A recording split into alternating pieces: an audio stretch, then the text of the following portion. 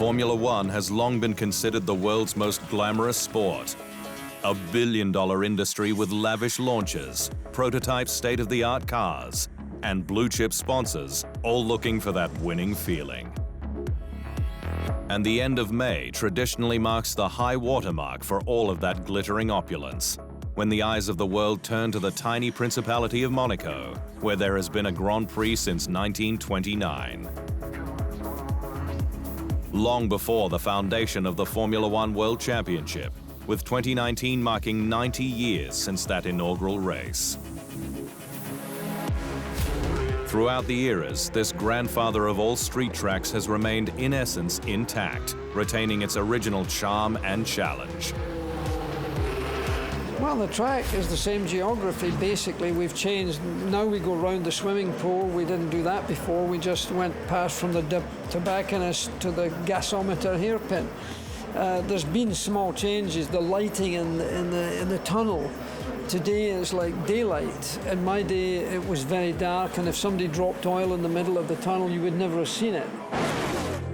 All the greats have won there, including the maestro Juan Manuel Fangio, Sir Stirling Moss, Mr. Monaco Graham Hill, who, like Michael Schumacher, has won in the Principality 5 times,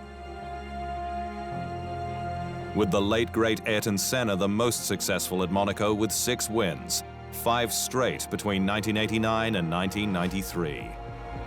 All but one taken with his most famous team, McLaren, which is also the most successful marque there.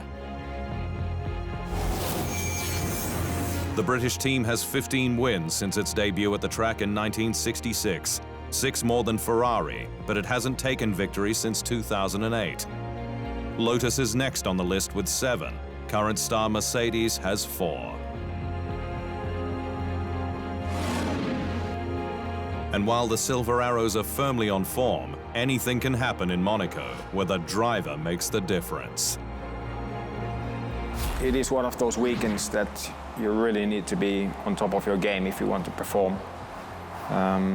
You need to be so focused all through the weekend, and mentally it's very exhausting weekend. You need to be so focused every single corner, every single lap, because one mistake is going to cost you. The most important thing is that you have to learn to walk before you run. And what I mean by that is you have to take it quite easy. You have to build up to the pace. So by the time you get to Q3, second run, that's the time when you're at 100% or just over 100%. Mercedes has won 4 of the last 6 races in Monaco. But like Hamilton, Sebastian Vettel has 2 victories in the Principality and will be desperate to make it a 3rd, with the prancing horse on the back foot. Renault's Daniel Ricciardo heads to Monte Carlo as last year's victor. The Australian, then with Red Bull, nursing his car home over 50 laps with a broken MG UK, costing him 2.5 seconds a lap. And while last year's race proved that overtaking is nigh on impossible at Monaco, it also showed that anything can happen.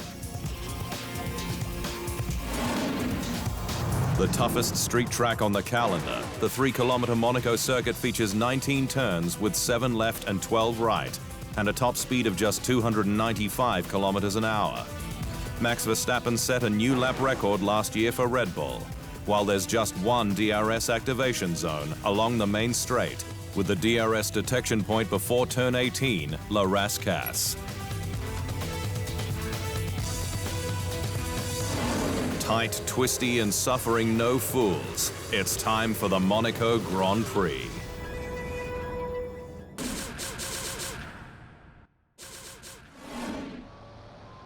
Thanks for watching. To stay up to speed on all things Formula One, make sure you hit the subscribe button.